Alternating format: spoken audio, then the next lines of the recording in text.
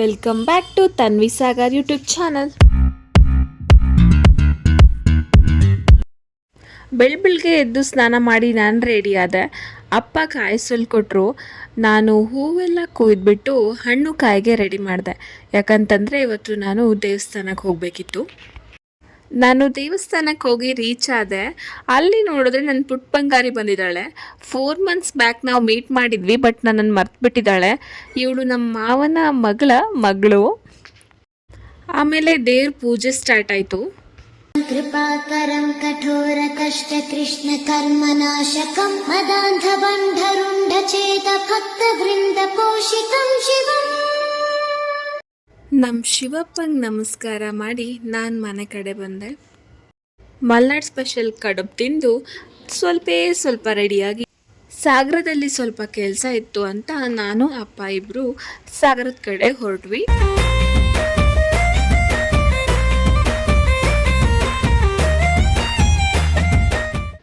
ತುಂಬ ತಿಂಗಳಿಂದ ಒಂದು ಕೆಲಸ ಪೆಂಡಿಂಗಲ್ಲಿತ್ತು. ಸೊ ಕರ್ನಾಟಕ ಒಂದ್ಗೆ ಹೋದ್ವಿ, ಆದರೆ ಆ ಕೆಲಸ ಅವತ್ತಾಗಲೇ ಇಲ್ಲ.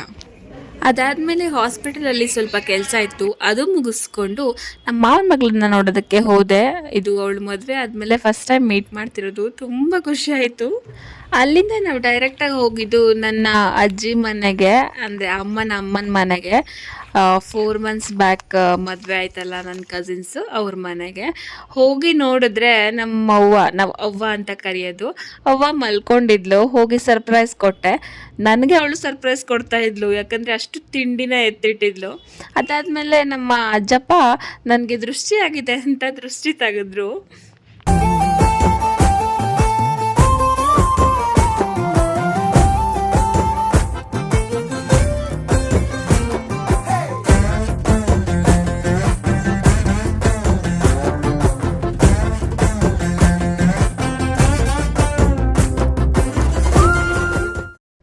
ಇನ್ನೇನು ದೃಷ್ಟಿ ತೆಗ್ದಾಯ್ತು, ದೃಷ್ಟಿ ಕೂಡ ಹೋಯ್ತು.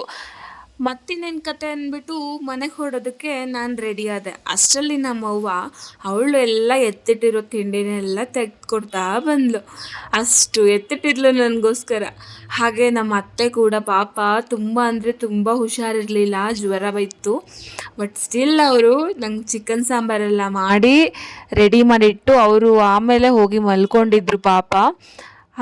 ಈಗ ಬಲ್ಲಿ ನಮ್ಮವ್ವ ಎಲ್ಲರ ಅಜ್ಜಿನೂ ಕೂಡ ಮೊಮ್ಮಕ್ಕಳು ಮನೆಯಿಂದ ಹೋಗಬೇಕಾದ್ರೆ ದುಡ್ಡು ಕೊಡೋದೆಲ್ಲ ಇರುತ್ತಲ್ವ, ಹಾಗೆ ನಮ್ಮವ್ವ ಕೂಡ ದುಡ್ಡನ್ನೇ ಎತ್ಕೊಡ್ತಾ ಇದ್ಲು.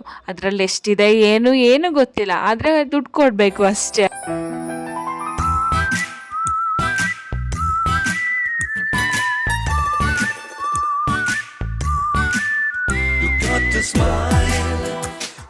ಅಲ್ಲಿಂದ ಊಟ ಮಾಡಿ ಚಾನೂ ಕುಡಿದು ಹೊರಟೆ.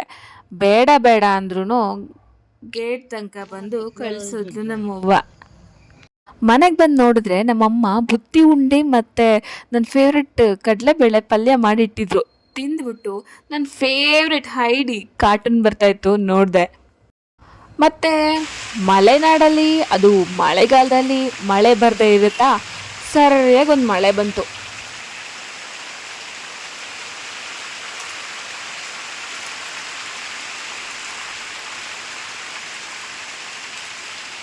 ಮತ್ತು ಮಗಳು ಮನೆಗೆ ಬಂದಿದ್ದಾಳಲ್ವಾ, ಕಜ್ಜಾಯ ಮಾಡಬೇಕು ತಾನೆ, ಅದಕ್ಕೆ ನನ್ನನ್ನೇ ಕರ್ಕೊಂಡು ಕಜ್ಜಾಯ ಮಾಡಿಸಿದ್ರು.